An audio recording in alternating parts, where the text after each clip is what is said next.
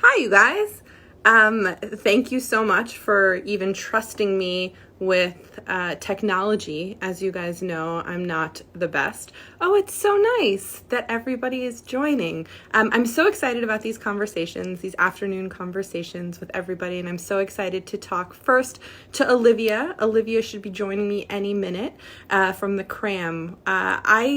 Me Too Shadil and I came up with this awesome idea because we get to talk to so many incredible people, especially around Mental Health Awareness Month, that we wanted to make sure that you got a chance to join these conversations as well. So we are so excited, and Olivia will join me right now. Let's do it. Let's see, Olivia, I think you're joining. Olivia, hey, we figured it out. Can you? Hi. Wait. Oh, I'm There. so proud of myself. I can't even tell you how unfortunate I am at technology. So thank you so Me much. too.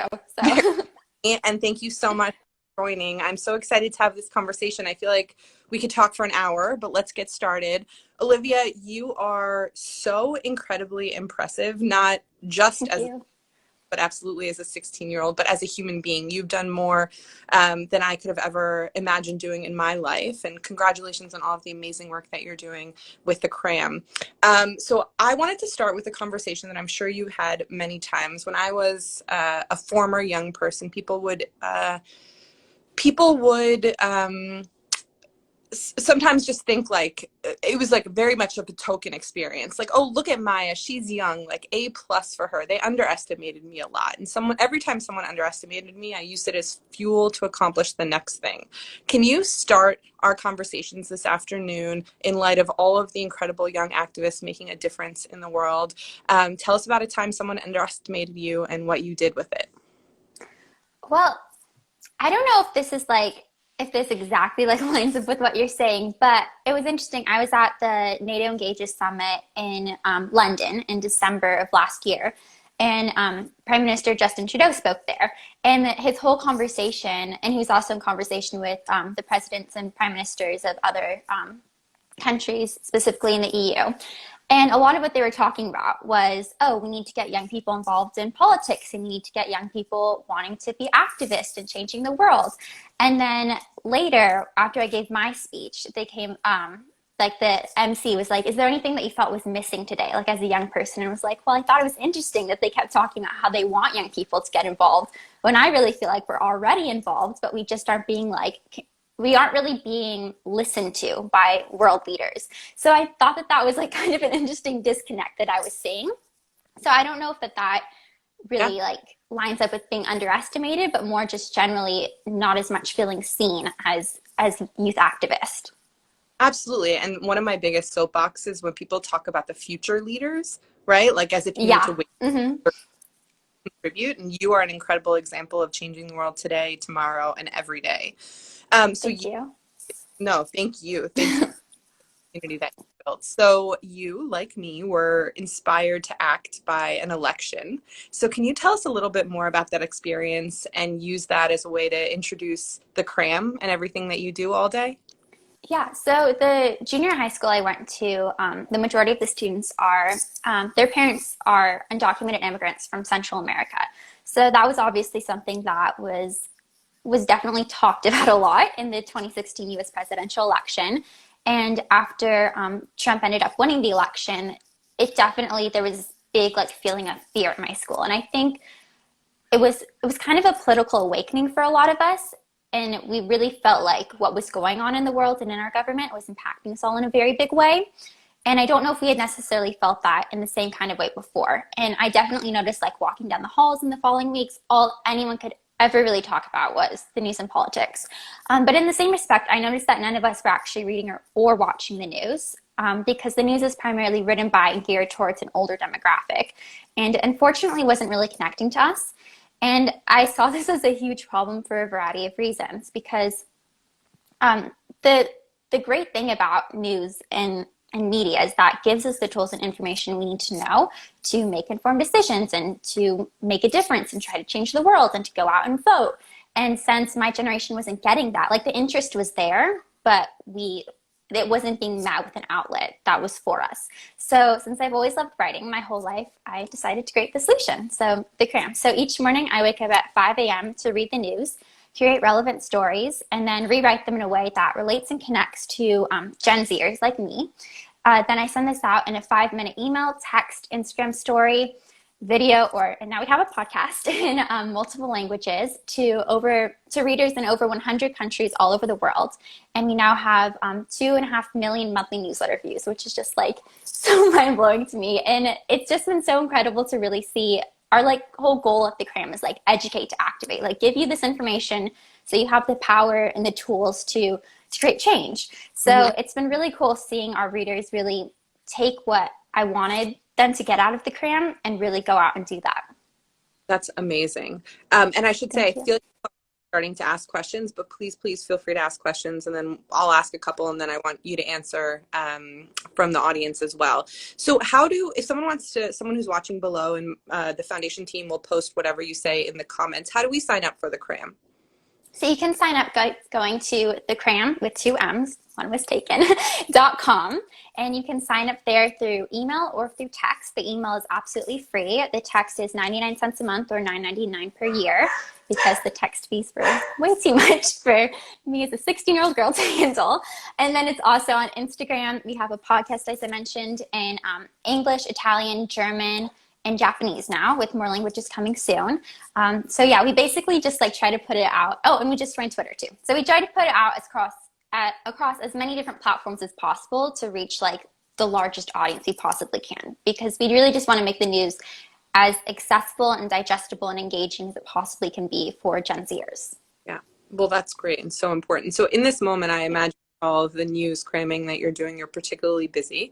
So let's talk about what's happening right now in our world. And I'd love to hear how you're not getting overwhelmed by everything that you're ingesting and digesting at 5 a.m. with the news. But we received a question from Kimberly via Twitter, and I'd love you to weigh in on her question. She says, I find myself thinking about some opportunities I've lost due to COVID-19, but I can't help but remember that I've lost nothing compared to those that are less fortunate than me and my family. How can I avoid downplaying my emotions while keeping in mind that compared to so many, I still have everything I've needed during these times? I think I'm a very sensitive person, like personally, and that was like really for me one of the reasons I started the Cram from a more personal standpoint, is that I could like just not take the fact that I was seeing all these things happening in the world, but I felt like I didn't have a voice and I couldn't and still cannot vote. So I was like, I felt very helpless and just very overwhelmed by what was going on in the world. And I just feel things very deeply, even if they're not impacting me in any direct way at all. I just like, it's a lot for me. So the Cram was really like my coping mechanism in that kind of way. So I think like in regards to not downplaying your emotions, but keeping in mind that other people are going through something worse, is that I just always tell myself that it's totally okay to like feel whatever you're feeling. It's like totally okay to like go cry for an hour. Like that's okay. It helps like to do that kind of thing, but also to try to, my parents always told me like you have to fight for happiness. Like you don't just get happiness, you just have to fight for it. And I really love that, because I think if you approach life from the perspective of always having to fight for happiness, no matter what situation you're in. Like I'm still fighting for happiness right now, the same as I was before the coronavirus pandemic. And if that means setting aside some time to read a book or going on walks around town with my family, like finding things that do bring you joy and do bring you happiness, I think is really important to try and still find joy no matter where you are. I love that. I love this idea of fighting for happiness instead of just feeling like it's been taken away from you if you're sad, versus like earning it and going out and creating it. That's a beautiful way to think of it. Thank you. Thank you for giving that to me. I'm gonna use that, because I think you're totally right also about however you're feeling in this pandemic. Like you're allowed to feel that way. This is the first time that we're going through this. And so whatever your coping looks like, it's okay. We have a comment from Keep It Colorful. Sorry, again. It says, they say, so wonderful that you're taking steps in the right direction. And at 5 a.m., that takes a lot of self. self-discipline, which I completely agree. Can you tell me how you started that practice and what you do in terms of self-care to keep yourself going? Yeah, I definitely was not someone who woke up at 5 a.m. every day. I mean, I had to wake up like I couldn't sleep in because I had to go to school. And that was really the reason why I ended up having to wake up at 5 because I'm not right now, obviously, but normally I still go to school for like 6 hours a day. And then I come home and I have homework and I have sports and extracurriculars. So I was like, where am I going to find time to do this? So I figured out that it took me between an hour and 2 hours every day to write the cram. So I was like, I guess I'm gonna wake up at 5, so I still have time to like get to school on time. And that was a sacrifice I was willing to make because I just really wanted to have this feeling that I was doing something to at least try to make a difference. And Mm-hmm. that for me was more important than sacrificing this couple hours of sleep. But I do go to sleep earlier. I always make sure to try to get like 7 to 9 hours of sleep every night. And I kind of become a couch potato in the afternoon, and I've like gotten okay with that. Like before, when I used to go to school, when I came home, I would just like be like, okay, I'm gonna give myself some rest. Like that's okay. I don't have to keep like constantly like having a packed schedule. And that's also something that my parents like really instilled in me, that like you don't have to constantly schedule yourself. Like it's okay to just sit there and do nothing. Like that's healthy and that's good to just give yourself that time to just do nothing and be in the moment and just like watch what's going on outside. So I think that that's been really helpful, like self-care wise, to just give myself that time and know that I don't have to constantly like do lots of things. Yeah, absolutely. So there's a lot of Brazilian little monsters on, so I just want to say hi to Brazil because they're saying hi to us, and that's just so lovely of them. So we have a comment. Social media is a hard place. So let's talk about that for a second. You've grown up even more than the millennials that I represent in this world of social media, and you're now creating a community that does something with these new forms of media. How do you find community on media, on social media, and then when you need to take a break, create distance? So tell us just about your social media practices and any advice you have for other young people. From a like personally, I'm like terrible at social media. I never post. I don't really spend very much time on social media. I only really have like a personal Instagram. But then, so for me, like with the cram, that was another thing where I was like, okay, I kind of have to make a sacrifice. Like, I don't really like spending lots of time on social media, but this is a really helpful way for me to spread the cram and to increase our impact and our reach and to make it more accessible. So I think for me, well, and the great thing about Instagram too is that it really has allowed me to connect with young people all over the world. We have an ambassador program called the Cram Fam, and it's a private Instagram account on Instagram, and you can request to follow it and automatically become an ambassador. And we have currently over 500 ambassadors from all over the world, all young people, and so many of them I've just gotten to become really close friends with.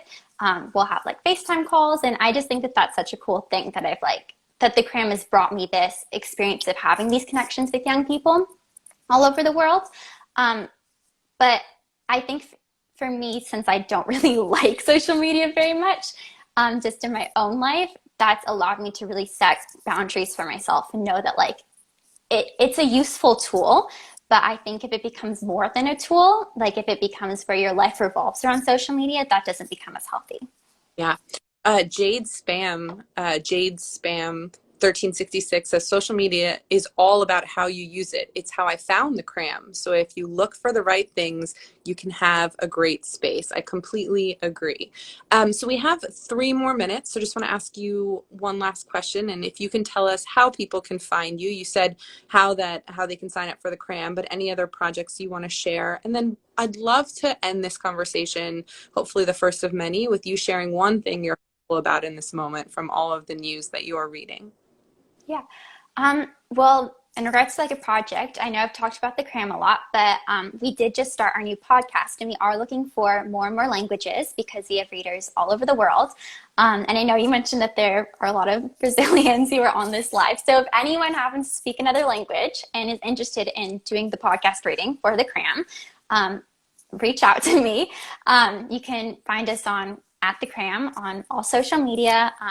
Our website, thecram.com, like I said before. And always, like, just generally, if you're a young person looking for something to get involved with, the Cram always, always, always has more opportunities. So we would really love to connect with you.